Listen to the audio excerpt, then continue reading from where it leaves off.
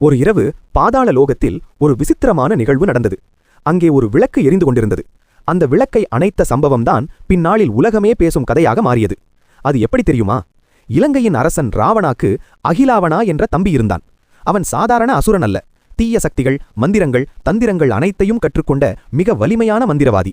அவன் தனது கருப்பு மந்திரங்களால் பலரையும் துன்புறுத்திக் கொண்டிருந்தான். அந்த சமயத்தில் ராமா மற்றும் ராவணா இடையே மிகப்பெரிய போர் நடந்து கொண்டிருந்தது. இந்த செய்தியை அறிந்த அகிராவணன் ஒரு சூழ்ச்சி செய்தான். அவன் தன் மந்திர சக்தியை பயன்படுத்தி போர்க்களத்திலிருந்து ராமா மற்றும் லக்ஷ்மணா ஆகியோரை கடத்தி பாதாள லோகத்துக்கு கொண்டு சென்றான். போர்க்களத்தில் ராமரும் லக்ஷ்மணனும் இல்லாததை பார்த்து எல்லோரும் அதிர்ச்சியடைந்தார்கள். அப்போதுதான் ஹனுமானுக்கு உண்மை தெரிந்தது. அவர் உடனே பாதாள லோகத்துக்கு பாய்ந்து சென்றார். அங்கு அகிராவணனுடன் கடும் போர் நடந்தது. ஹனுமான் அவனை பலமுறை அடித்து வீழ்த்தினார்.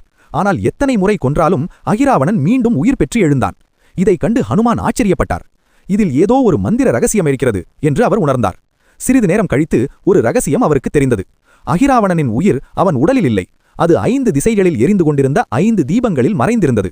அந்த 5 தீபங்களையும் ஒரே நேரத்தில் அணைத்தால்தான் அகிராவணனை கொல்ல முடியும்.